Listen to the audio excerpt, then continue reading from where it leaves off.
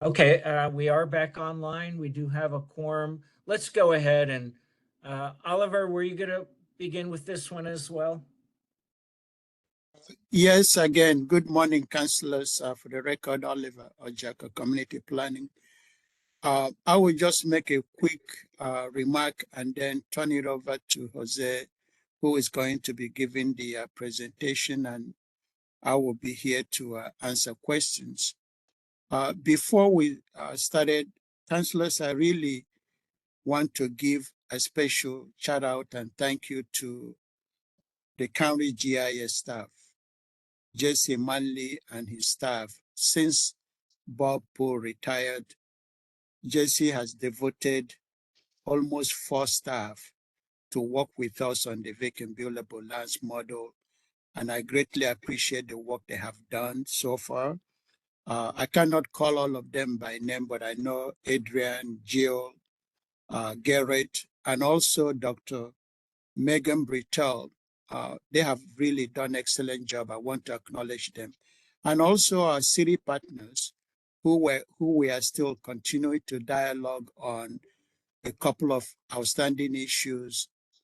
So today's presentation or discussion with council is just to show you where we are and where we may still have outstanding issues. I know we have scheduled a hearing for February 6th. That hearing may move because we still have uh, receiving input from local jurisdictions. And when I say that, the reason for that is that I want to receive those input from our local jurisdictions before we publish the recent vacant buildable lands run. Why do I say that? Because like our own development, our community development, they know actually what projects that are in the pipeline, the status of that project, whether the project have gone through preliminary review or whether it's in final, whether building permits are being pulled. So I really need their input to review the current run before we publish that and have others weigh in. So today's work session is a continuation of bringing you up to date as to where we are and sharing with you the two um, methodologies that the state commerce have put out there that either one we will have to use in the allocation of the population and employment decisions that I've already made. The state has a tool or housing tool on how to also allocate housing unit among local jurisdiction and the county based on different income bands. So Jose is land use program manager and knows this in and out since he have been with the county. So Jose, take it away. Council, I will be here also to answer questions, but I really want to thank our GIS staff. They've stepped up. Since Bob retired, I've been meeting with them, including Jose, every Monday to continue to work on the VBLM and trying to refine it to the point where we are now and documenting exactly what we are doing with input from the local jurisdiction. So with that, let me turn it over to Jose. Good morning, Council. Thank you, Oliver. I concur with Oliver. The work that GIS has been doing has been instrumental in getting us to where we are. Next slide, please. So the presentation, we're going to go over the background, where we are in the overall comp plan process, and then get into more specifics regarding the allocation methodology, the two options provided by the Department of Commerce, and how the VBLM fits in with this allocation methodology and the importance to that. And then talk about the next steps. As Oliver mentioned, we scheduled a hearing for February 6th. We still have some things that are outstanding that we need to work through with the cities and finalizing the vacant buildable lands model. Thank you. So the background, the project progress here, we have the check mark is indicative of the things that have been completed. Where we are now is that orange outline circle, the countywide planning policies and population allocation to each urban area. And then these are the different sort of broad areas of the plan update process. So we're still in the early stages, but we're really need to move on to complete the project on or before June 30th of 2025. But this is a key moment in doing this this allocation for the jurisdictions. Next slide, please. Again, here are some of the decision dates that have already occurred. That first one, the public participation plan and scope of work, was done in March 21st of 2023. The population projection, council had a hearing in May of last year, and then the employment projection was in August of last year. Next slide.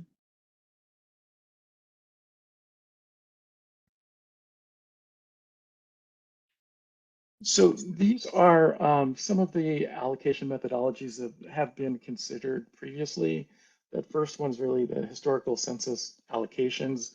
It's if we were to just sort of use the sort of the population growth or the existing population and sort of carry that forward throughout is one of the methodologies. What we've really focused on and honed in on is number 3, which is using the proportion of the vacant buildable lands for each of the UGAs as sort of a guide to feed into the housing analysis planning tool that Commerce has created. We've been using that proportion of the vacant buildable lands to do allocations since 1994, and also has ability to do additional refinement from the jurisdictions, and may have a few examples of those as we move forward relative to what is included or not included in the VBLM based on jurisdictions experience. Next slide.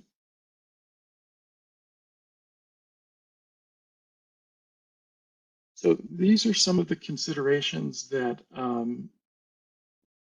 we were considered really in looking at that third alternative for the allocation methodology. Really the focus, we talked about the state forecast that council's already adopted and the employment projections that have also been adopted. The focus really is on the last 2 bullets, the update to the urban-rural split to 95 and 5. Historically, we've used a 90-10 split. 2 of the reasons for looking at doing a 95-5 split is that in the buildable lands report in 2020, the observation was that there was a 94% of the growth during that 5-year time period went into the urban area and just 6% into the rural area. And looking at some of the draft capacity for the rural area, don't know that we would, it doesn't seem that we would have the capacity to accommodate 10% of the growth in the rural area. There's just not enough capacity for that amount of housing in that area. The second bullet, or the last bullet there, is again utilizing the population allocation as an input for the tool that provided from Department of Commerce, the housing analysis planning tool. There's a very prescriptive spreadsheet that determines at a county-wide level what the projections for 2045 are to be in terms of the housing need, and we're going to get into some of those examples. But there's a place for jurisdictions to decide how that percentage is to be allocated amongst the different jurisdictions. And then sort of a two-phase to that allocation is then once that is decided, there's some negotiation that can happen amongst jurisdictions, and I'll show you that in a minute. Next slide, please. So as we've been alluding to, the VBLM update that we've worked with GIS to do since Bob's retirement, sort of driven by some of the changes in House Bill 1220 that really looks at zoning. Our model previously had been based on a comprehensive plan designation. So one of the things GIS did was to modify the logic in the VBLM to calculate capacity based on zoning and incorporate yield estimates from the local jurisdictions, essentially what densities we should account for based on the zoning by each jurisdiction. And then sort of the application of the proposed middle housing code is based on your previous work session. The changes to the zoning code is going to allow for more capacity in those low density residential zones. And so we're trying to capture that increased capacity in the model by those zones. And so we've sort of updated the assumptions based on those projected changes to the code. The city of Vancouver has done a similar thing with their zoning assumptions for density by zone based on the requirements in both HB 1110 and what's going to be required of them in HB 1337, which is going to require those jurisdictions to allow 4 to 6 units, 4 to 6 plexes on zones that allow a current single family residence. So in terms of the document overrides, we're worked with GIS to sort of document special cases and exceptions to the established logic in the VBLM. Sort of an example of that would be that the model currently excludes publicly owned land. So for example, the city of Vancouver purchased the Tower Mall site where they anticipate redevelopment of that site, but because that site is owned by a public entity, the model excludes it and doesn't account for any potential development on that site. So the city has adopted a sub-area plan for that, and they have expectations for both housing and employment to be on that site. So it made sense for us to document that and be able to account that in the total capacity for the Vancouver, the city limits. So that's one example of the document overrides and how that would work. Next slide, please.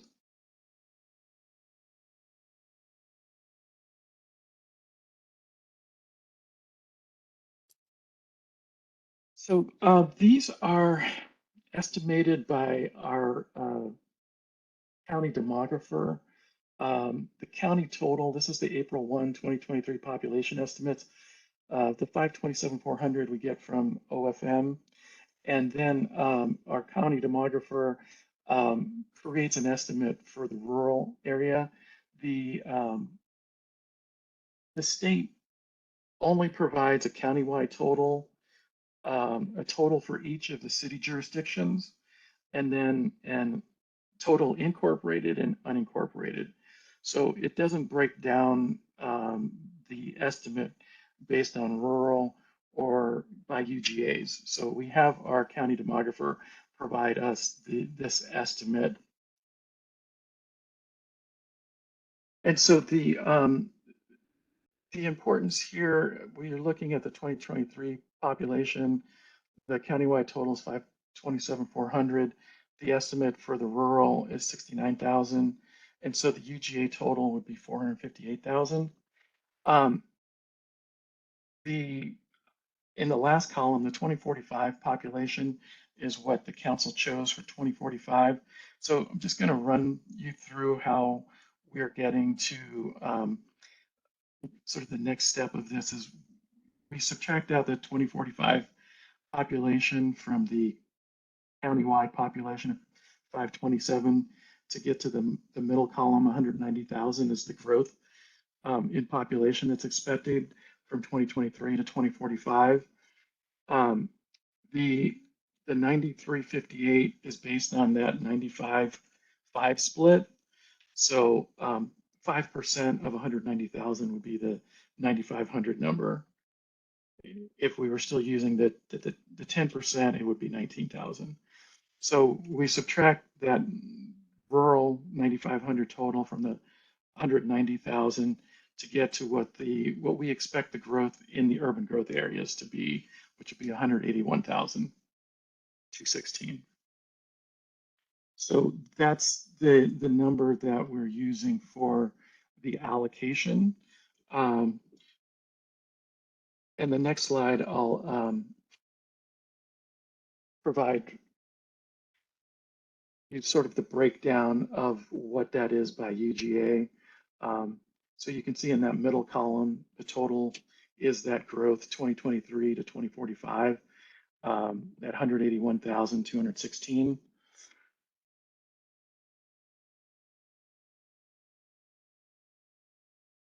Jose, I have just a quick question, if I may, on these charts. Mhm. I've forgotten who has done what with regard to decision making on this 95-5 split. Is that something that comes as a split suggested from state, from your office, from council? Where did it come from? It came from our office. That's our recommendation, and you have the final decision on that. I see. Okay, thank you. Historically, council has made that as one of Okay, the planning assumptions. I had forgotten how that went. Yeah. Okay. So the housing analysis planning tool has a column that has the percentages that you're supposed to fill out, and that's what these column totals, the 2023 to 24 to 2045 BBLM population allocation. The percentage isn't shown here, but the estimates in that middle column are based on those proportions of the VBLM capacity by UGA total, and they totaled at 181,216. And again, this April 1, 2023 estimate was done by our county demographer. There's a difference in the state. I know the city sent in a letter. This is like 4,000 less for the city of Vancouver, and that's because there was a different methodology used to do the estimation. But I will reach out to him and see if we can make that sort of adjustment to reflect what's reflected in by OFM, showing I think 199,000 for the city. But the total would still be this 181,000 that has to be planned for. So the next slide will get into more of the housing analysis planning tool.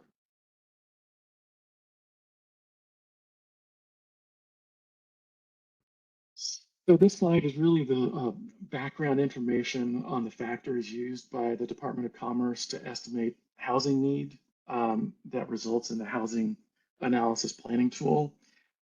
They've created a housing need projection for each county planning under the Growth Management Act. It starts at the countywide level. They have broken it up into housing needs by income bracket, which are shown in the table on the right. They have assume a vacancy rate of 6%. It removes second homes and looks at both emergency housing and permanent supportive housing. And so this will be reflected in the next slide. So this is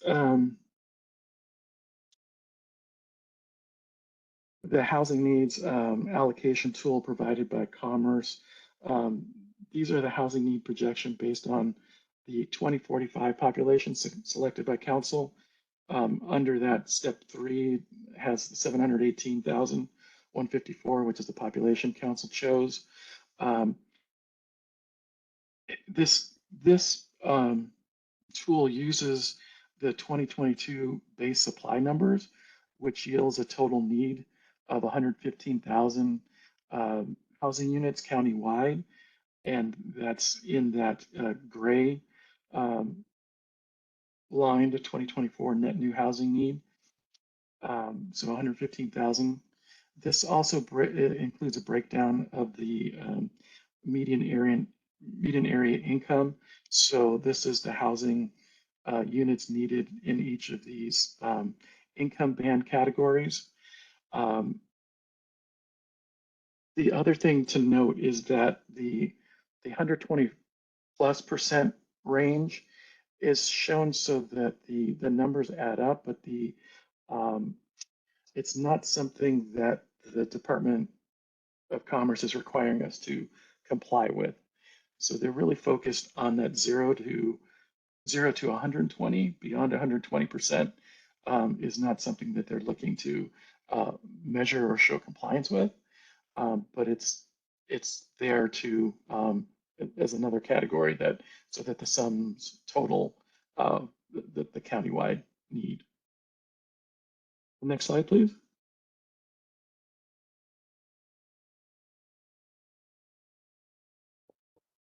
So this chart is just like the previous, except it's been updated to use a 2023 OFM estimate of housing supply. So in the intervening years between 2020 and 2023, we've added about 12,000 housing units to our existing housing supply. So this number jumped up from 194,000 to 206, the estimated housing supply. The future housing need, the 2045 number has stayed constant. That top row has stayed constant. The only thing that's changed is the total estimated housing supply in the middle row. And what we did, because based on previous conversations with Commerce, they were not keen on us using a broad an aggregate to reduce those income band supply needs. So this is a number that could be refined based on conversations with city and looking at other data. But that increase in housing supply, we added that all to that greater than 100 to 20% column, just so that the other affordability bands would stay constant, because there's not a lot of good data to make the adjustment at this point. We would need some additional input from the cities and maybe some of our other partners to try to determine how those would fit. But the bottom line is that overall, the number of housing units needed drops from 115 to 103,000. And then the next slide will show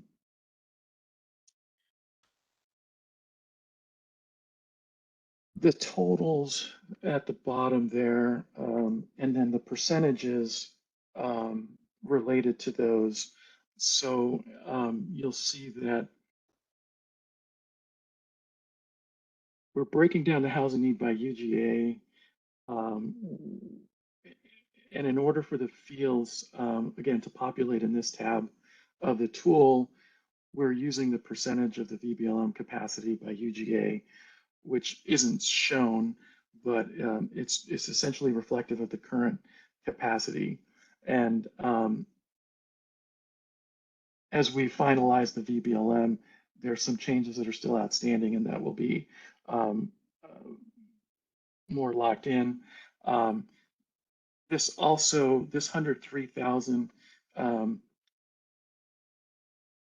there can be shifts within this if the jurisdictions agree.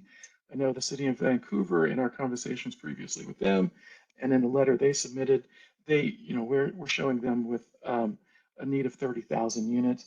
They've talked about they're planning on providing 38,000.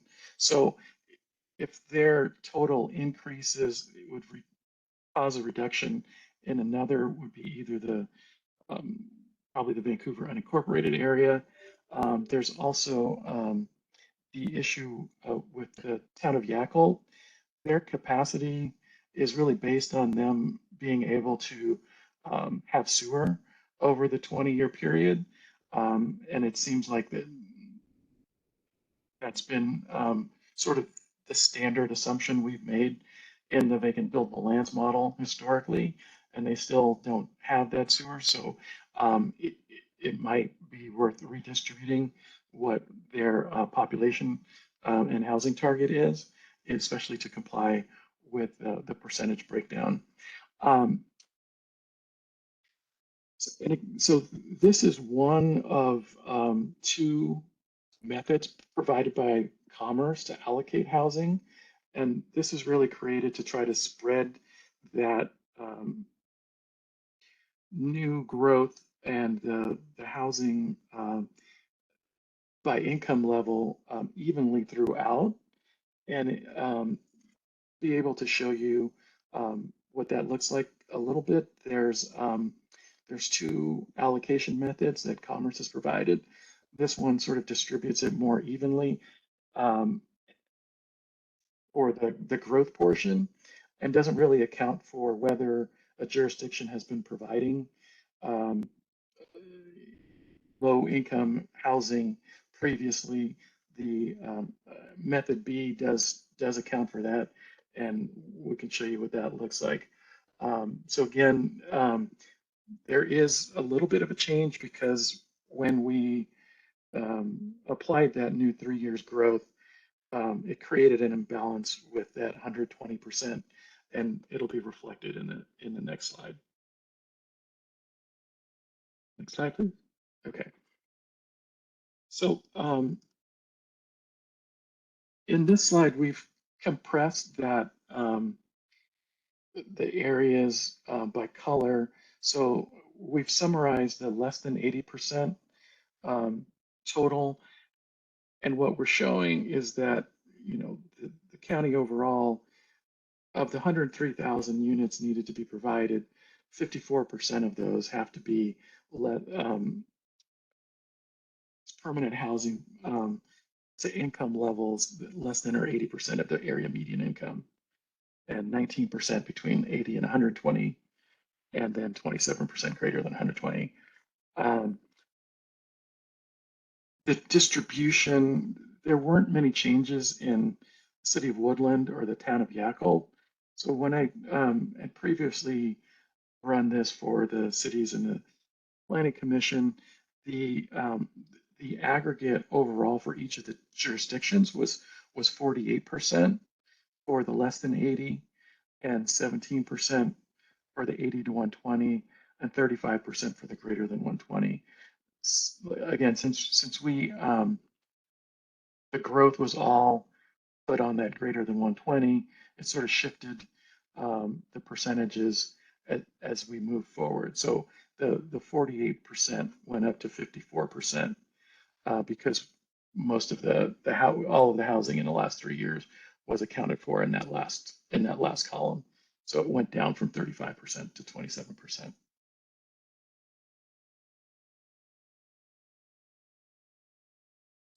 Do you have any questions before we move on to the seconds? I have one, Jose, and Sure. it's back on slide 15, I believe. And I am wondering if that one column for emergency housing, is that reflecting homelessness? I think the way those are counted as beds as opposed to Yes, housing units. housing, yes. For homeless. I Yes. believe so. That's correct. Yeah. Yes. And so do those numbers, like the roughly 4,000 on the Mhm. net new housing needed, is that the same as the number that Council for the Homeless would give us? Or is there a effort to coordinate that? We can coordinate that. I'm not Yeah, sure. there's going to be an effort to coordinate that. This is focusing on beds, not housing units. Well, and they have a focus on beds as well, Yes. they do both. Yeah, we will be coordinating with them on that. And then, so that number might stay exactly the same and might change a little bit. Yes. Yes. Okay. I just wanted to understand how the homeless factor played into the projected housing units. Thank you. Here, I have a quick question. I'll go ahead. So is Yakult participating on your ongoing coordinating meetings with the jurisdictions? Yes. Yes. Okay. Did they have any indication whether or not sewage system might be in their near future? It seems like the cost has gone up It does. since the last, I think, projection that they had, which they found to be cost prohibitive. So Okay. Thanks. mhm.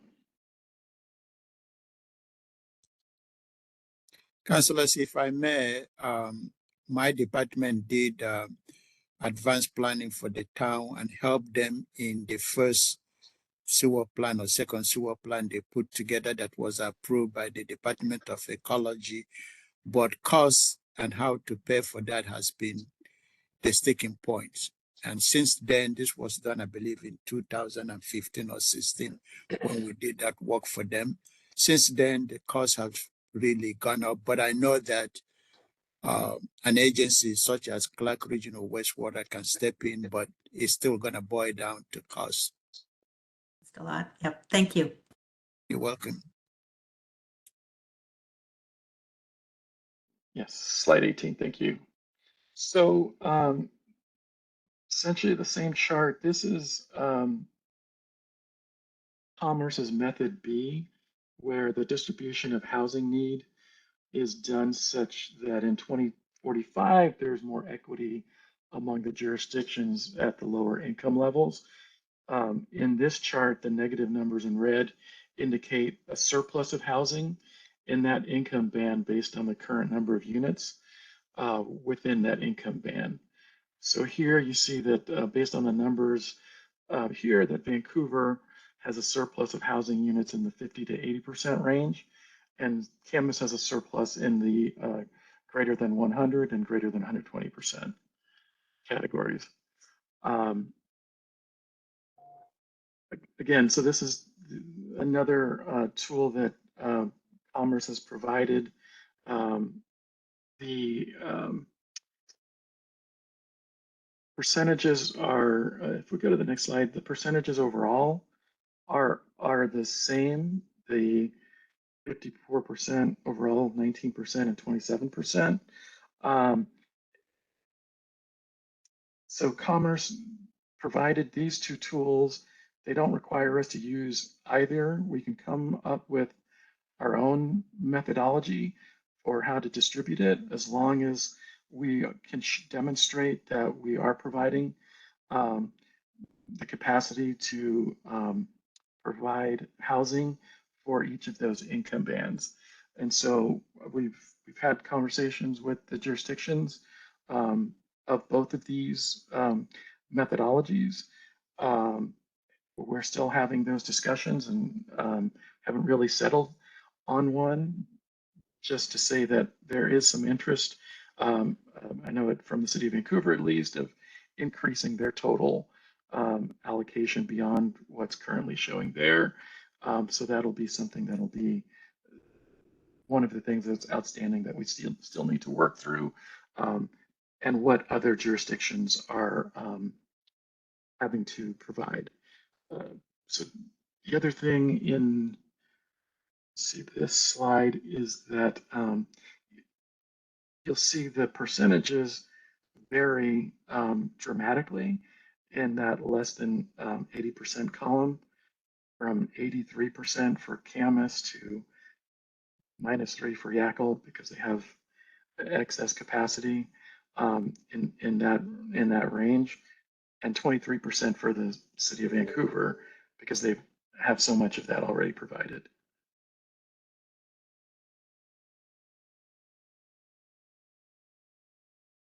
The next slide, if you don't have any questions, we're gonna move on to employment.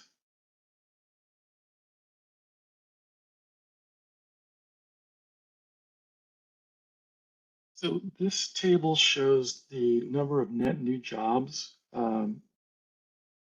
based on the allocation method. The council chose to plan for a total of 269,000 jobs by 2045. You recall ESD provided estimates of the net new jobs based on 2 baseline years, the 2022 and the 2025. So originally, the 2022 numbers showed this 88,100 jobs needed in the 2023 to 2045 period. We'd ask Bailey to provide us also a projection based on 2025 to 2045, and that was roughly 73,000 jobs. In doing this allocation, since the vacant buildable lands model is based on the 2023 model year, it's more closely corresponds with that the 2022 baseline that Scott Bailey originally provided us. And so that's what we're showing here.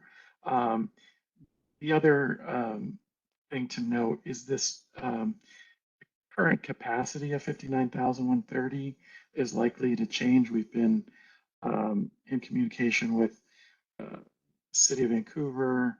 I think the City of Richfield had some edits to their vacant buildable lands numbers based on some land that was categorized to have, in Richfield's case, it's land that was excluded because of a public ownership issue that was going to be, that they expect employment to happen.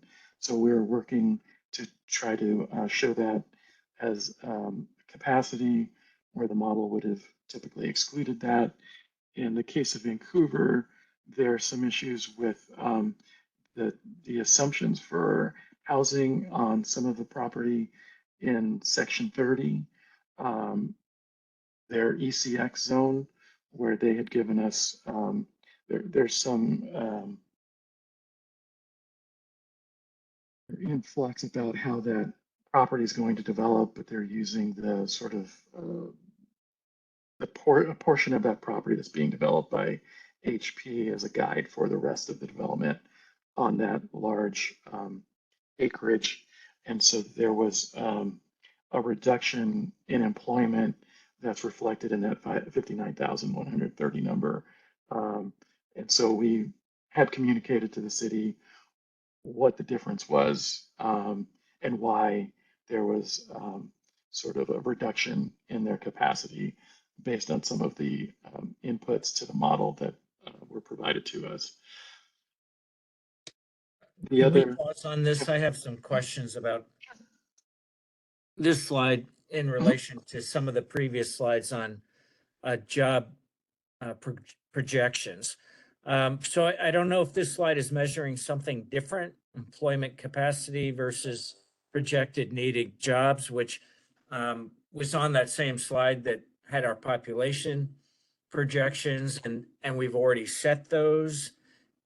And then we had the letter from Vancouver that I mentioned in our last work session that was mainly focused on all the briefing that you're doing for us right now. And they were very critical of the job projections. You know, I heard from Identity Clark County that we were looking at the need for about 90,000 jobs, which would uh, pretty much mirror the county total here. But I'm just wondering, what are these different projections? If we've already set some of this, but the city really disagrees with how we're calculating it, where are we at for needed job forecasts?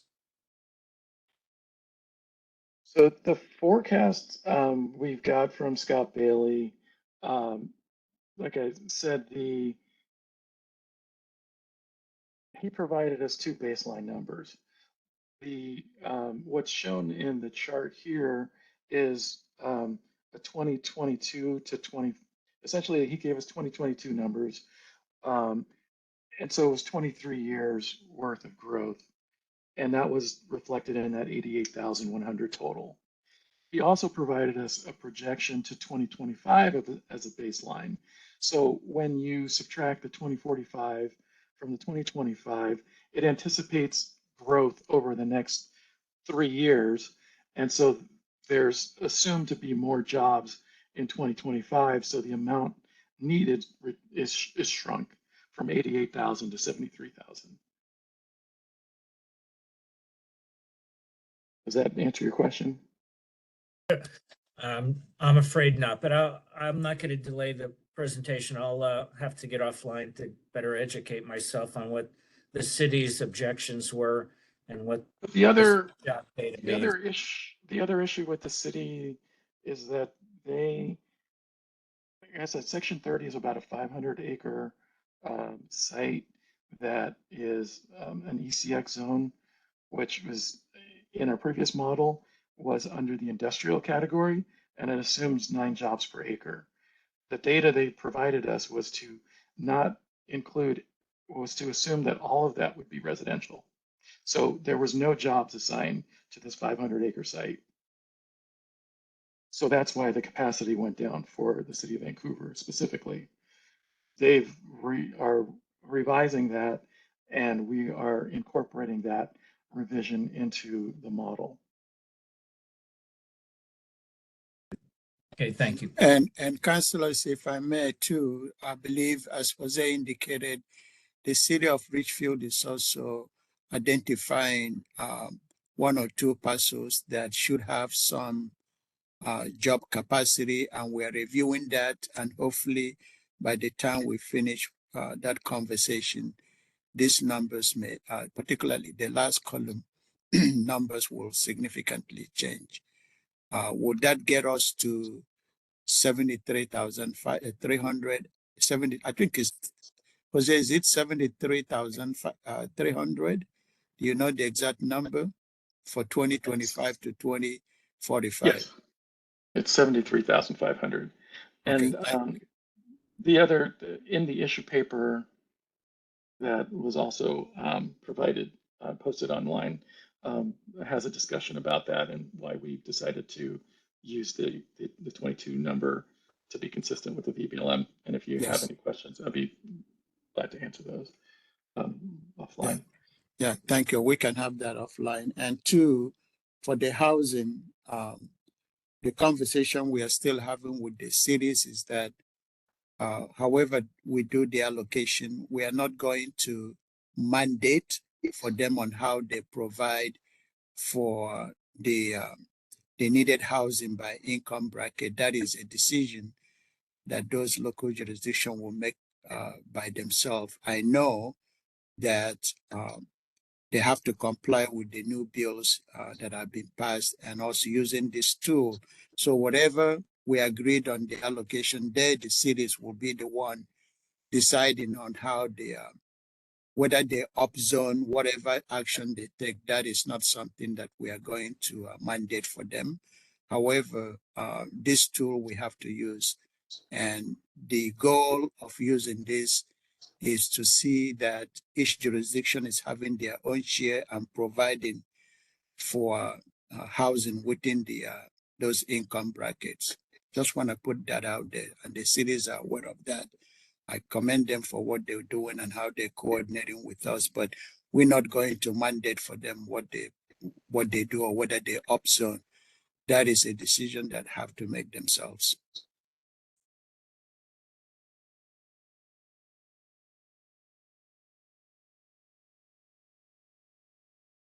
So the next slide, we're getting into the next steps, and this is really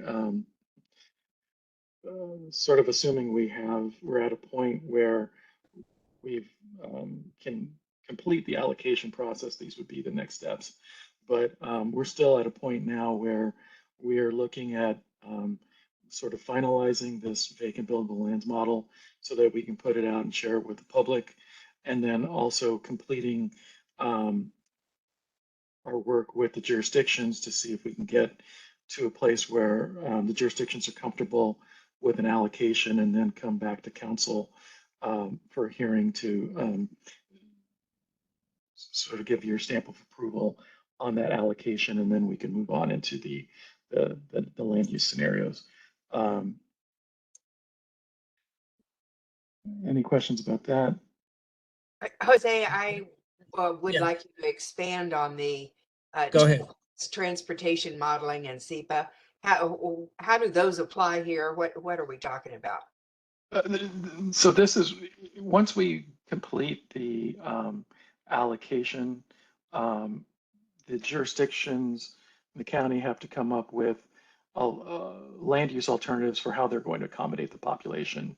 And so those land use scenarios would have to go through our SEPA process, where we do a scoping of alternatives to accommodate this population. And then as part of that, we would have to do transportation modeling to look at whether our infrastructure is in place to handle that new growth, and the way that it's going to be accommodated, whether we need to increase densities in the urban area or do some sort of boundary expansion. That transportation modeling would be a part of that. So I see this last bullet, consider proposals from the cities. That's great. And that'll answer all of my concerns with some of the issues raised by the city's letter. And you've covered some of the employment revisions that are going to occur. One of the other main points that caught my attention was their concern about our process not accounting for incorporation over the next 20 years by the individual cities.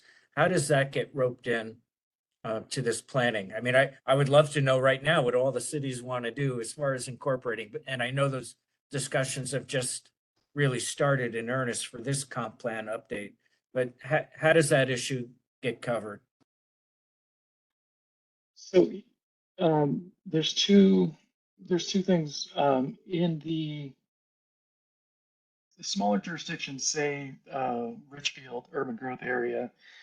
The areas outside the city limits that are within their urban growth area, we have made an assumption. We have county zoning applied to those areas. So what we did in those areas was use the density assumptions from the buildable lands report, the density that was achieved within the cities, and applied that, whether it was urban low, urban high, and assumed that that's what would happen over the 20-year period carrying forward in order to get an estimate. In the Vancouver UGA, so in those small jurisdictions, those areas can't develop until they're annexed. So in the Vancouver UGA, the unincorporated Vancouver UGA is governed by the county. Urban development is allowed.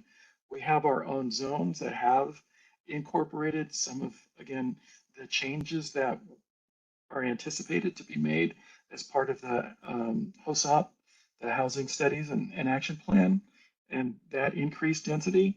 Vancouver has proposed a very specific plan for annexation, and based on the House Bill 1110 and 1337, if they annex some areas, they may have additional capacity even beyond what we're proposing with the you know, allowance of a sixplex by right. So those are things that need to be looked at. It could be something that we look at as part of one of the alternatives in how you're going to accommodate this growth, as opposed to baking it into the model right now. I know that we had asked them as part of our conversation, they had an annexation blueprint that they may be updating, but they have a specific plan for a certain percentage of annexation over the 20-year period, and that would increase the potential for capacity as we move forward.